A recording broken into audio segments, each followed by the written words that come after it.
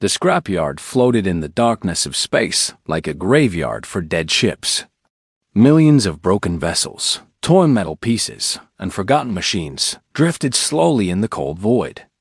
This was Orbital Scrapyard Station Theta 9, the place where ships came to die. And this was where Taesung spent his days. He wiped the grease from his hands and looked at the small screen on his wrist. Another 12-hour shift finished.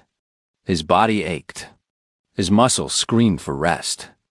But the numbers on his account showed only enough credits to survive another month.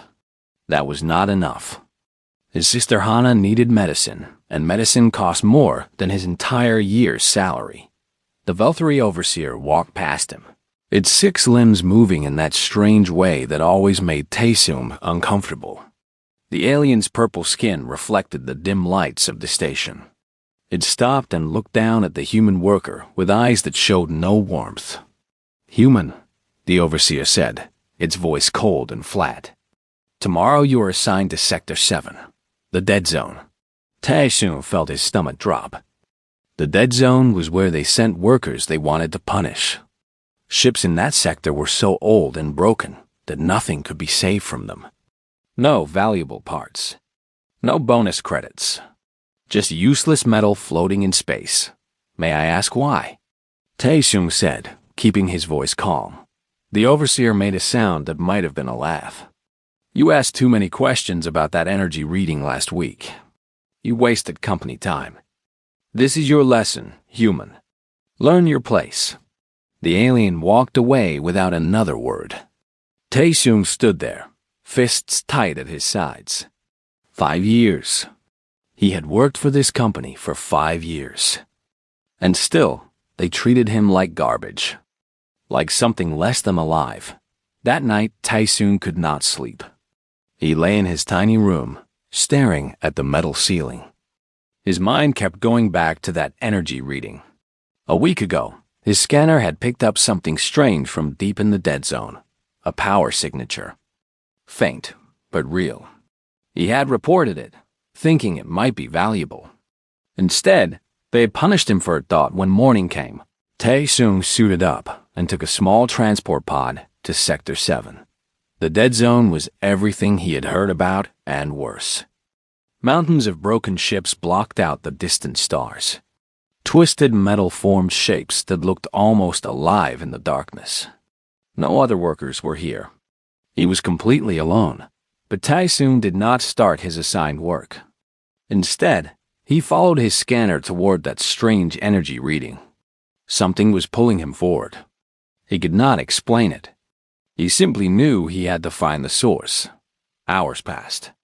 He climbed over broken hulls and squeezed through narrow gaps between dead ships. His oxygen was running low when he finally saw it. The ship was massive. It was buried under centuries of debris, but he could see its shape. It was bigger than any vessel he had ever seen. The hull was made of a metal that seemed to absorb light, making it look like a hole cut into space itself.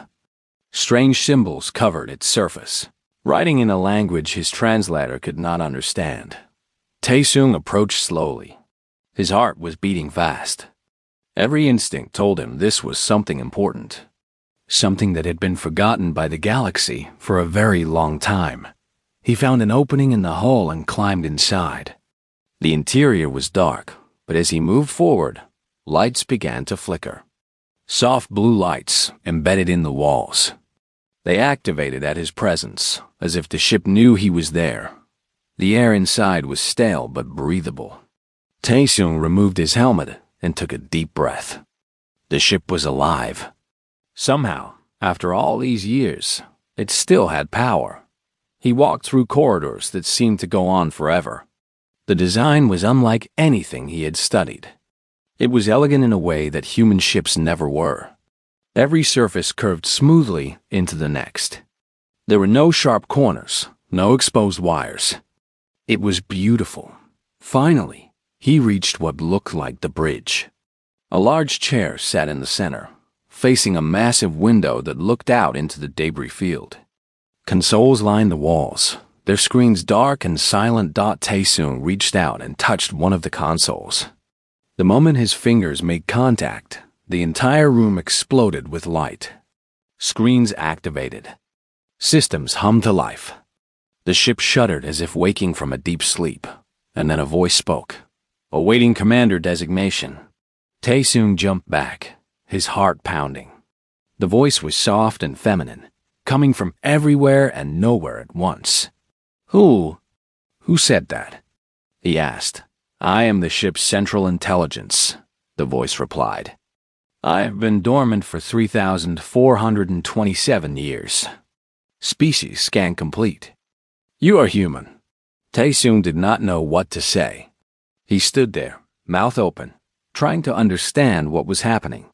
Many species have attempted to activate my systems, the voice continued. All have failed. Their neural patterns were incompatible. They experienced madness, death, but you are different. Different how? Tae-Soong asked. Your neural patterns match the architects, the ones who built me.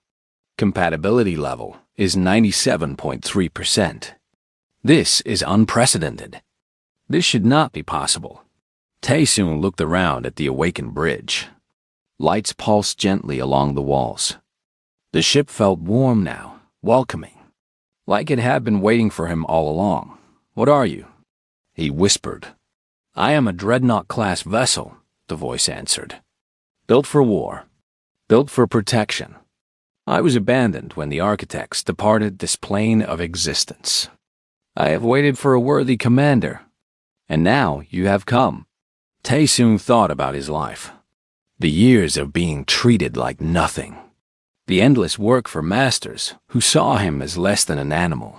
His sister, sick and waiting for medicine he could not afford. He thought about all the times he had been told that humans were weak, that they were primitive, that they belonged at the bottom of galactic society. He looked at the captain's chair and made a decision. My name is Tae-Soong, he said. And if you need a commander, I guess that's me now. The ship hummed with what almost sounded like satisfaction. Welcome, Commander Tae-Soong. What are your orders? He sat down in the chair. It adjusted to fit his body perfectly. Screens displayed information in a language he somehow understood, as if the knowledge was being fed directly into his mind. A smile crossed his face. For the first time in years, he felt hope.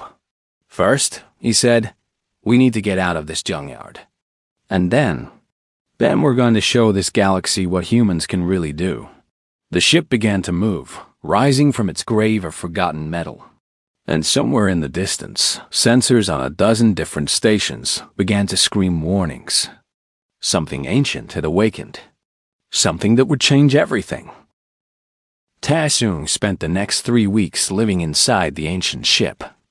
He moved it to a hidden location within the scrapyard, tucking it behind a massive pile of dead freighters where no patrol would think to look.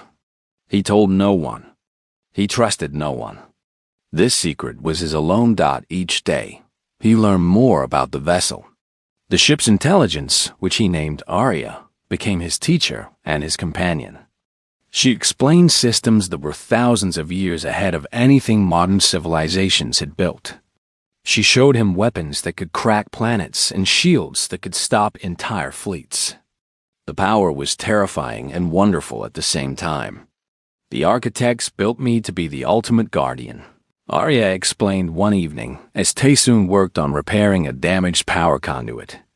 They believed that one day, a species would arise that was worthy of inheriting their legacy. They searched for millions of years. They found none. Tae-Soong wiped sweat from his forehead. So they just left? Gave up? They evolved beyond physical form. They departed this dimension. But before leaving, they scattered seeds across the galaxy.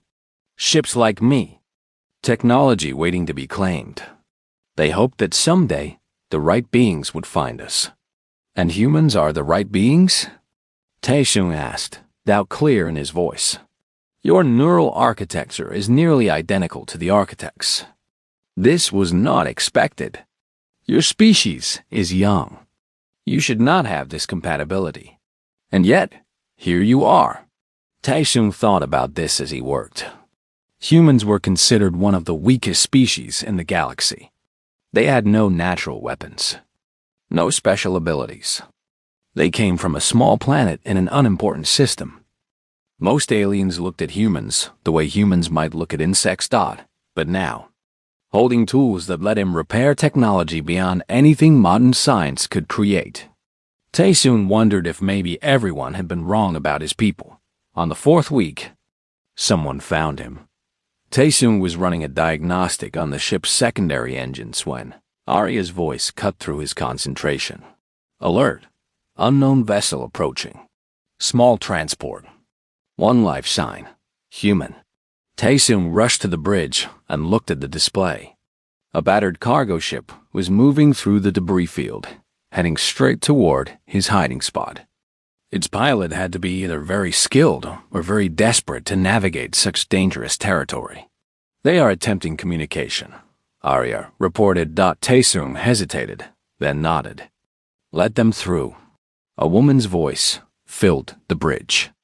Hey, whoever's running that energy signature, I'm not here to cause trouble. Name's Yuna, I'm a trader. Picked up some strange readings and got curious. If you want me gone, just say so. Taesoon studied the scanner data. The cargo ship was armed, but lightly.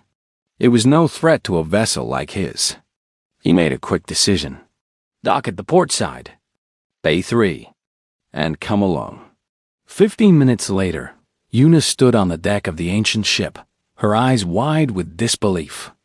She was younger than Taesoon expected, maybe late 20s, with short black hair and a scar running down her left cheek. She carried a pistol on her hip but had not drawn it. What the hell is this thing? She breathed, looking around at the impossible technology surrounding her. Something the galaxy forgot about, Taesoon replied. Something they shouldn't have thrown away. Yuna walked slowly through the corridor, running her fingers along the smooth walls. I've been flying through this sector for years. Never saw anything like this. How did you find it? The company I worked for sent me here as punishment. Joke's on them, I guess. Yuna laughed, a sharp sound that echoed through the empty halls. Yeah, I'd say so. Do you know what you have here? This technology. People would kill for this. Governments would go to war. I know, Taesoon said quietly. That's why I'm being careful about who knows. Yuna turned to look at him. Her expression was calculating, measuring. Taesoon recognized that look. It was the look of someone who had survived by being smarter than everyone around her. So why let me in? She asked. Because you're human, and because I'm going to need help. What Taesoon did not tell her was that Arya had already scanned her ship. She was indeed a traitor, but not the legal kind. She smuggled goods across borders that others could not cross. She had enemies in 3 different systems. And she was very, very good at staying alive. Exactly the kind of person he needed. Over the next few days, Yuna became part of Taesung's small operation. She helped him locate rare materials from the scrapyard. Her skills at negotiating and her contacts across the sector proved valuable. In return, she got to witness the impossible. But they were not as hidden as they thought. Captain Drell of the Varik Empire received the report on a cold morning aboard his flagship. His scales rippled with interest as he read the data.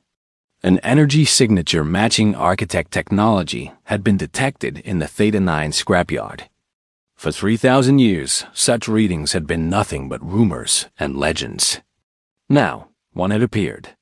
Prepare the scout ships, Drell ordered. I want to know everything about this signature. Who found it? What species they are? And how quickly we can take it from them. His officers moved to obey. Drell stood at the window of his command deck, looking out at the stars. He had conquered 7 systems. He had crushed rebellions and destroyed fleets. But he had never possessed architect technology. With a weapon like that, he could challenge the Galactic Confederacy itself. Back on the ancient ship, Taesoon was learning to use the weapons array. Arya guided him through each system, patient and thorough. The weapons were elegant in their destruction. Energy beams that could slice through the strongest armor. Missiles that phased through shields. Defense systems that could create temporary holes in space itself. You learn quickly, Arya observed. Faster than expected. Taesung shook his head. I was an engineer in Earth's military. Before they kicked me out. Why did they remove you from service? He paused, memories flooding back. I refused to leave wounded soldiers behind during a retreat. Disobeyed direct orders. Saved 12 lives and ended my career. Arya was silent for a moment. You valued the lives of your comrades above your own advancement. This is consistent with architect philosophy. They believe that true strength was measured not by power gained, but by those protected. Taesung had never thought of it that way. He had always seen his choice as the end of his dreams. Now, maybe it was the beginning of something greater. That night, Arya detected the scout ships. 3 small vessels, moving carefully through the debris field. They wore no identification markers, but their scanning patterns were clearly military. Someone is looking for us, Taesung said. Correct, Arya replied. Recommendation. We must prepare for conflict. Or we must run. Taesung looked at Yuna, who had been listening from the doorway. She shrugged. I've been running my whole life, she said. Never got me anywhere good. Taesung nodded slowly. He walked to the weapons console and placed his hands on the controls. The ship hummed beneath him, responding to his touch like a living thing. Then we prepare, he said. It's time the galaxy learned what happens when you underestimate humans. Arya's voice carried something that almost sounded like pride. Understood, Commander. Weapons systems standing by. Outside, the scout ships drew closer, unaware that they were approaching something that would change the balance of power across the stars forever. The first battle lasted less than 4 minutes. 3 alien scout ships emerged from behind a mountain of debris, their weapons already charging. They had expected to find a helpless salvage crew. Instead, they found Taesung waiting for them. He did not hesitate. Months of training with Arya had taught him the ship systems like they were extensions of his own body. His fingers moved across the controls, and beams of pure energy lanced out through space. The first scout ship disappeared in a flash of light. The second tried to run, but Taesung targeted its engines with surgical precision. It drifted dead in space, its crew alive but helpless. The third ship managed to send a message before Taesung disabled it. A single burst of data, screaming across the void toward Captain Drell's fleet. They know, Yuna said from her station. They know we're here, and they know we're dangerous. Taesung leaned back in the captain's chair. His hands were shaking slightly. He had just destroyed a ship. Killed living beings. Even if they were enemies, the weight of that action settled on his shoulders like a heavy stone. Arya, what was in that message? Full tactical assessment. Our ship's classification. And one additional detail. Arya paused. Your species. The message identified the commander as human. Taesung closed his eyes. Within hours, every military power in the sector would know that a human controlled an architect dreadnought. Some would be curious. Many would be afraid. And a few would see him as a threat that needed to be eliminated. He was right dog within 1 day. The Galactic Confederacy issued an official statement. All architect technology was classified as heritage property belonging to the entire galaxy. Any individual or species claiming ownership would be considered in violation of interstellar law. Surrender was expected immediately. Taesung laughed when he heard the announcement. Heritage property? They didn't even believe the architects existed until yesterday. Now suddenly they own everything the architects built? Political maneuvering, Yuna explained. They can't let a human control something this powerful. It would upset the entire order. The big species have been on top for too long. They won't give that up without a fight. News of the situation spread faster than light-speed communication. Across the galaxy, humans heard whispers of one of their own who had claimed something incredible. Most did not believe it. Humans were workers, servants, the labor class of civilized space. They did not command ancient warships, but some believed. And some decided to find out for themselves. Jisoo arrived 3 weeks after the first battle. She was a former officer in Earth's small defense fleet, discharged after speaking too loudly against the unfair treatment of human colonies by Confederacy patrols. Now she captained a beaten-up corvette with a crew of 23 humans, all of them outcasts like herself. "I heard the stories," she said, standing on the bridge of Taesung's ship. Her eyes moved across the displays, taking in technology that should not exist. Didn't believe them. Had to see for myself. Taesung studied her. She was older than him, maybe 40, with gray streaks in her dark hair and a posture that spoke of military discipline. Her crew waited nervously in the corridor behind her. "And now that you've seen?" he asked. Jisoo smiled, but there was no humor in it. "Now I want to help.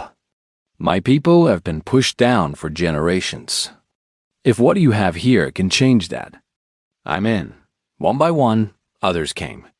Suho, a teenage refugee whose colony had been destroyed by raiders while Confederacy patrols looked the other way. He was brilliant with machines, learning Arya's systems almost as fast as Taesung had. Soon he became the ship's apprentice engineer, following Taesung everywhere. Absorbing knowledge like a sponge, more humans arrived. Mechanics, pilots, soldiers, scientists, all of them rejected by the galaxy that saw their species as worthless. All of them looking for something to believe in. Taesung gave them that something. He named the ship Magungwa, after the flower that symbolized resilience on his home planet. The flower that bloomed again and again, no matter how many times it was cut down. He felt it was appropriate, but with each passing day, the danger grew. Captain Drell had not forgotten his lost scouts. More importantly, he had not forgotten the prize they had found. His war fleet began to move, 50 ships strong, heading toward the Theta 9 sector, and the Galactic Confederacy was growing impatient. Ambassador Krell, a massive four-armed creature with skin like blue stone, broadcast a message directly to the Magungwa. Human called Taesung. "You are in possession of technology that does not belong to you. You are primitive, unworthy. The architects would never have intended for lesser beings to inherit their creation. You have one standard week to surrender. After that, the full military power of the Confederacy will be brought against you. This is your only warning." Taesung listened to the message in silence. Around him, his crew watched with anxious faces. They were brave, but they were few. Against the full power of the Confederacy, what could they really do? He stood and walked to the communications console. With steady hands, he recorded his response. "Ambassador Krell, this is Taesung, commander of the Magungwa. You call us primitive. You call us unworthy. You say the architects would never choose us. But here's the thing. They did choose us. Every other species that touched this ship died or went mad. Only humans can interface with architect technology. Only we are compatible. So maybe, Ambassador, you should ask yourself why. Maybe the species you've been stepping on for centuries was always meant for something greater. I will not surrender. Not to you. Not to anyone. The Magungwa will protect those who cannot protect themselves. And if you try to stop us, you will learn exactly why the architects built weapons like this." He ended the transmission. The bridge was silent. Then Jisoo began to laugh. It was a real laugh this time, full of something that might have been joy. "Well," she said, "I guess we're doing this." Yuna cracked her knuckles. About time someone told those arrogant fools to back off. Suho was grinning, his young face bright with excitement and fear. "What do we do now, Commander?" Taesoon looked at the star map displayed on the main screen.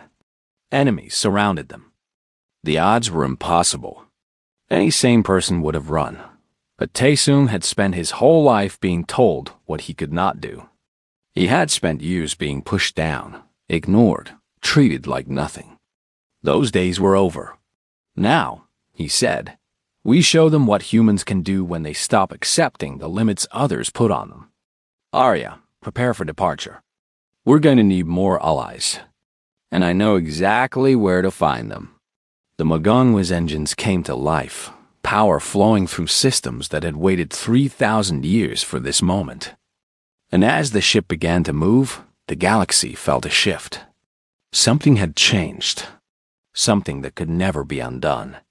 The hunt was on. But the hunters were about to become the hunted. The refugees began arriving 3 days before Drell's fleet appeared. Word had spread through underground channels that the Magongwa offered protection to those who had none. Broken cargo ships, overloaded transports, even escape pods with families crammed inside. They came from systems where humans were persecuted, from colonies abandoned by the Confederacy, from places where hope had died long ago. Taesoon did not turn any of them away. The orbital scrapyard station Theta 9 became a sanctuary. Nearly 8,000 souls now sheltered within its rusting walls and floating platforms. Workers who had been abandoned by the salvage company. Travelers caught in the wrong place. Children who had never known safety. All of them looking to the ancient warship as their protector. We cannot defend them all, Jisoo said quietly during a strategy meeting. Drell has 50 warships. We have 1 vessel and a handful of converted cargo runners. The mathematics are impossible. Taesoon stood at the window, watching the refugee ships dock with the station. A young girl pressed her face against the transport's window, staring at the Magongwa with wonder in her eyes. He thought of his sister Hana, still waiting on that distant colony. Still sick. Still hoping. We're not leaving them, he said. Commander, we are not leaving them. His voice left no room for argument. If we run now, if we abandon these people, then we're no better than the aliens who treated us like garbage. This ship was built to protect. That's what we're going to do.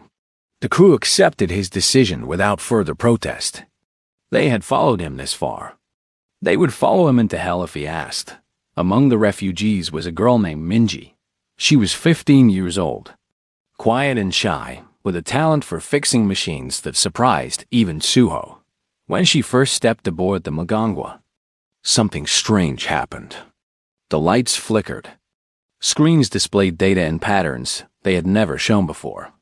Arya ran a diagnostic and found nothing wrong. But Taesoon noticed. He watched Minji move through the ship, touching consoles and studying systems with an intensity that seemed almost desperate. There was something about her connection to the architect technology that felt different. Stronger. Somehow he filed that observation away for later. Right now, he had a battle to prepare for. The morning Drell's fleet arrived. The stars seemed to darken. 50 warships emerged from hyperspace in perfect formation. Heavy cruisers, destroyers. Drell's flagship, a massive dreadnought in its own right, led the formation. Against them, the Magongwa floated alone, a single point of light against an ocean of enemies. Drell's face appeared on every screen within the sector. His scaled features twisted into what might have been a smile. Human Commander, you have impressed me with your audacity. Few would stand against such odds. But audacity is not strength. Surrender now, and I will grant your crew quick deaths. Resist, and I will make examples of you that the galaxy will remember for centuries. Taesoon responded with a smile of his own. You talk too much. The battle began. Energy beams crossed the void like angry gods throwing lightning. The Magongwa moved with a grace that should have been impossible for a ship its size. Taesoon pushed the vessel through maneuvers that his crew could barely comprehend. His mind linked with Arya in ways that felt more natural every day. 3 cruisers fell in the first hour. Their shields meant nothing against weapons, designed by beings who had mastered physics while other species still lived in caves. But for every ship destroyed, 3 more pressed forward. Drell was willing to sacrifice his fleet to claim the prize. Shields at 60%, Jisu reported, her voice calm despite the chaos around her. Missile batteries running low. Reroute power from secondary systems, Taesung ordered. Arya, give me targeting solutions for their engine clusters. If we can disable their mobility. The ship shuddered as a coordinated barrage struck their port side. Warning lights flashed across the bridge. Shields at 40%. Commander, we cannot sustain this. Taesung gritted his teeth.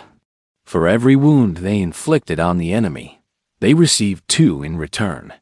The mathematics had not changed. They were going to lose. Then Minji appeared on the bridge. She moved to a console that had never worked properly, placing her hands on its surface. The moment she touched it, the screen exploded with light. Data streams flowed across the display in patterns that made no sense. I can feel it, she whispered. The ship. It's talking to me. Minji, what are you doing? Suho asked, reaching for her. There's more. Hidden systems. Deep in the core. The architects left something for emergencies. Something sleeping. Arya's voice filled the bridge, carrying an emotion Taesung had never heard from her before. Wonder? The girl is correct. I am detecting a secondary power matrix in the ship's core. I was not aware of its existence. Access requires a compatible neural pattern of exceptional strength. The girl's compatibility exceeds yours, Commander. It exceeds any recorded measurement. Taesung made the decision in an instant. Can you activate it, Minji? The girl looked at him with eyes that seemed too old for her young face. I think so, but I don't know what will happen. Neither do I, but if we don't try something, everyone on that station dies. Can you do it? Minji took a deep breath. Then she closed her eyes and reached deeper into the ship's systems than anyone had ever gone before. The Maganwa screamed.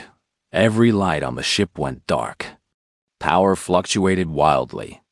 For a terrible moment, Taesung thought they had killed themselves. Then the lights returned, brighter than before. And they were different. Shifting colors. Patterns that seemed to move with purpose. The hull began to change. Panels that had seemed decorative slid apart, revealing hidden weapon systems beneath. The ship's profile shifted as new sections unfolded from within the structure.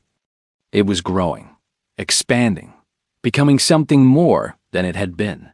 Oh, Arya said softly. Oh, I understand now. I was never the complete vessel. I was a seed, a beginning. This is what the architects truly intended. On Drell's flagship, his tactical officers began screaming warnings. The threat assessment of the enemy vessel had just been recalculated. The numbers were no longer in their favor. They had never been in their favor. All ships, concentrate fire. Drell roared. Destroy it now. But it was too late. The Magangwa opened fire with weapons that had not existed seconds before. Beams of light that bent around shields. Missiles that teleported past armor. A pulse of energy that disabled every ship within 10 kilometers without killing a single crew member in minutes. Drell's fleet was crippled.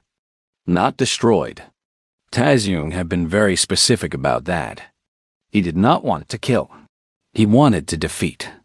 There was a difference. Drell's flagship drifted helplessly, its systems dead, its weapons silent. On its bridge, the fearsome conqueror of 7 systems stared at the transformed vessel before him and felt something he had not experienced in decades. Fear. Taesung opened a channel. His voice was calm, almost gentle. You wanted to make an example of us. You wanted to show the galaxy what happens to those who stand against power. Well, Captain Drell, now you are the example. Go back to your masters. Tell them what you saw here. Tell them that a human mechanic and a ship everyone threw away just defeated the mightiest fleet in your sector. And tell them that this is just the beginning. He closed the channel and looked at his crew. They were exhausted, battered, some wounded. But they were alive, and they had won. On the station, 8,000 refugees began to cheer. The sound carried through the void. A wave of hope that reached even the Magongwa's bridge. Minji collapsed, unconscious from the strain of what she had done. Suho caught her before she hit the ground, cradling her like she was made of glass. Taesung walked to the window and looked out at the stars. The battle was over, but the war had just begun. "Arya," he said quietly, "what are we now?" The ship's voice carried something that might have been pride. "We are what the architects always hoped for, Commander. We are the future." The news of Drell's defeat spread across the galaxy like fire through dry grass. 50 warships crippled by a single vessel. A human commander who had turned the weapons of the Confederacy's greatest enemy against them. An ancient power awakened after 3,000 years of sleep. The stories grew with each telling, becoming legend before they even finished happening. For the first time in recorded history, humans were not ignored. They were feared. The Galactic Confederacy called an emergency council. Representatives from 100 species gathered in the Great Chamber on the capital world. Their voices raised an argument and accusation. How had this happened? Who was responsible? What could be done? Ambassador Krell stood before the assembly, his blue stone skin trembling with barely controlled rage. "This human has stolen technology that belongs to all civilized species. He must be stopped. We must unite every fleet, every resource, and crush this threat before it grows beyond our control." But others were not so certain. An elderly alien named Vorath, whose species had been scholars when most others still lived in darkness, rose slowly to speak. His voice was soft but carried throughout the chamber. "For 3,000 years, we told ourselves the architects were a myth. When we found their abandoned technology, we told ourselves we would one day unlock its secrets. But we never did. Every species who tried was destroyed by incompatibility. Every empire that sought to claim architect power was burned by it." He paused, letting his words settle. "And now a species we considered primitive, barely worth noticing, has done what we could not. Perhaps we should ask ourselves why. Perhaps instead of trying to destroy them, we should listen." His words were met with silence. Then anger. Then more silence. Meanwhile, the Magungwa had not stayed idle. Taesung stood before the great window of his bridge, watching the stars drift past. The ship had changed since the battle. Its hull seemed to glow faintly, pulsing with inner light. Systems that had been damaged repaired themselves. New capabilities revealed themselves daily. It was as if the ship was still growing, still evolving. Beside him stood Hana. His sister had arrived 3 days after the battle, transported by a network of human sympathizers who had heard about what her brother had done. She was still weak from her illness. But the Magongwa's medical systems had begun healing her in ways human doctors had said were impossible. "I never stopped believing in you," Hana said quietly, looking out at the infinite darkness. "When everyone else gave up on you, I knew you would find a way." Taesung took her hand. "I almost gave up on myself. Many times. But you didn't. That's what matters." The door to the bridge opened, and Jisoo entered with a data tablet in her hand. Her face was serious, but there was something new in her eyes. Hope, perhaps. Or maybe just the absence of despair. "The Confederacy Council is demanding a meeting. They want to negotiate." Taesung turned from the window. "Negotiate? A week ago, they wanted to destroy us. A week ago, they thought they could. Now they're not so sure." Jisoo handed him the tablet. "They're offering recognition of human rights across all Confederacy space. Equal treatment under law. An end to the classification of our species as developing. In exchange, they want guarantees that the Mugunware will not be used for conquest. Yuna, who had been listening from her station, laughed bitterly. They're offering us rights we should have had from the beginning. How generous of them. It's a start, Taeseung said. It's not enough, but it's a start. He looked at his crew. Jisoo, the disgraced officer who had found purpose again. Yuna, the smuggler who had stopped running from her past. Suho, the orphan refugee who had become a brilliant engineer. Minji, still recovering from her ordeal, whose connection to the architect technology ran deeper than anyone understood. And dozens more, scattered throughout the ship, each with their own story of rejection and survival. I'll meet with them, he decided. But not on their terms. They will come here to our ship, and they will see exactly what we have become. The council came 1 week later. Ambassador Krell arrived with a delegation of 20 representatives from the most powerful species in the galaxy. They walked through the corridors of the Mugunghwa with wide eyes, unable to hide their awe at the technology surrounding them. The walls seemed to watch them. The lights adjusted to their presence. The ship was alive in a way their vessels could never be. Taeseung met them on the main bridge, dressed not in fine robes or impressive uniforms, but in the simple work clothes of a mechanic. His hands were still stained with grease from repairs he had been doing that morning. He wanted them to see exactly who they were dealing with. Ambassador Krell spoke first. Human Commander, the Confederacy comes in the spirit of peace.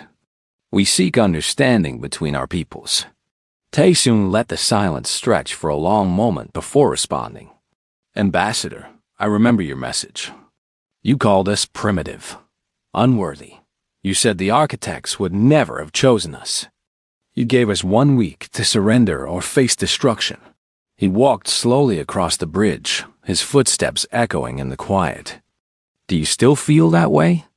Krell's stone skin rippled with discomfort. Circumstances have changed. Yes, they have. Taeseung stopped before the great window, his back to the delegation. For generations, humans worked your mines. We built your ships. We cleaned your homes.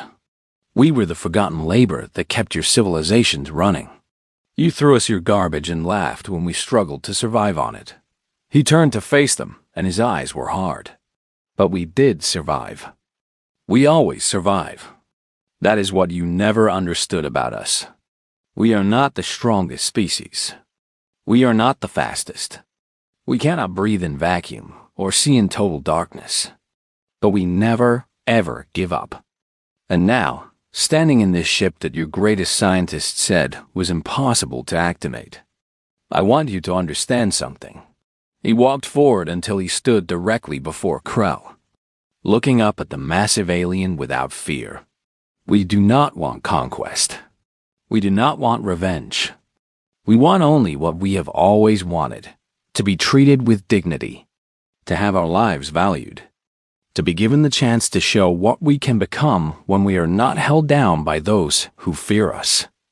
Give us that, and we will be the greatest allies you have ever known. Deny us, and this ship will be only the first of many. The architects left their gifts scattered across the galaxy, waiting for us to find them. And we will find them. Every single one. The silence that followed was absolute. Then Elder Vorath, who had accompanied the delegation at his own insistence, stepped forward. His ancient face held something that might have been a smile. The architects did not go extinct, he said. They evolved. They became something beyond physical form. But before they left, they searched for heirs. For billions of years, they searched. Every species they tested failed. Too aggressive. Too passive. Too focused on power. Too afraid of it. He looked at Taeseung with eyes that held 3,000 years of wisdom. They chose humanity because humans are none of those things and all of those things. You are contradiction. You are chaos. You are impossible. And that is exactly what the architects wanted. The negotiations lasted 3 days. When they ended, Humans had gained more rights than they had ever possessed in the history of galactic civilization. Equal representation in the Confederacy. Protection under full interstellar law. The freedom to travel, to trade, to build, to dream. It was not everything. The old prejudices would take generations to fade. But it was a beginning. On the final day, Taesung stood on the bridge of his ship, surrounded by his crew. His family. They had come from nothing. They had been thrown away, forgotten, dismissed as worthless. Now they carried the hope of their entire species. What now, Commander? Suho asked. Taesung looked at the star map displayed before him. Thousands of systems, billions of worlds, endless possibilities. Elder Varath said there are other architect vessels out there. Other seeds waiting to bloom. We find them. We bring more humans into this. We build something that can never be destroyed or forgotten again. He smiled, and for the first time, it reached his eyes. The galaxy threw us away. They gave us their garbage and called us worthless. But we are human. We do not accept rejection. We do not accept impossible. He sat in the captain's chair, his crew taking their positions around him. The Magangwa hummed with anticipation, its engines ready to carry them toward whatever came next. Set a course for the outer rim, Taesung ordered. We have a future to build. The ship leaped into the darkness between stars, a beacon of hope in the endless night. Behind them, the galaxy would never be the same. Ahead of them, the unknown waited. And for the first time in their history, humans faced that unknown not as servants, not as laborers, not as the forgotten masses at the bottom of civilization. They faced it as equals, as protectors, as the inheritors of an ancient legacy that had waited millennia for them to arrive. The galaxy had thrown them away. The galaxy would learn to regret it.